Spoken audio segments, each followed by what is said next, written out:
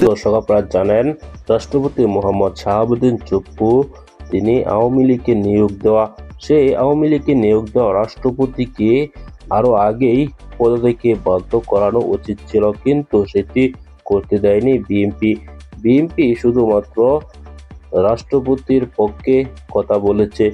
এখন সেই রাষ্ট্রপতি এখন এটি বলছে সবার সামনে। দর্শক, এখন রাষ্ট্রপতিকে রেখে বিএনপি বিপদে, কেননা রাষ্ট্রপতি অতীতে জিয়াউর রহমান, বেগম খালেদা জিয়া সহ তারেক রহমানকে নিয়েও কিন্তু অনেক ষড়যন্ত্র করেছে। জিয়াউর রহমানকে তিনি বলেছেন সংবিধান কারচুপি করে ক্ষমতায় এসেছে, চুরি করে ক্ষমতায় এসেছে। তারপর কিন্তু খালেদা জিয়ার বিরুদ্ধে তিনি দুদকে মামলা করেছিলেন, শুধু 2 কোটি টাকার এতিমদের টাকা নাকি তিনি খেয়ে ফেলেছেন, এরকম মিথ্যা মামলা দিয়ে খালেদা জিয়াকে ফাঁসিয়েছিলেন এই রাষ্ট্রপতি।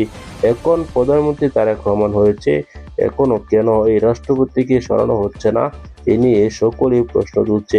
দর্শক, আপনার কি মতামত? এই রাষ্ট্রপতিকে কি সরানো হোক, নাকি এই রাষ্ট্রপতি তার পদেই থাকুক? আপনার মতামত জানাবেন।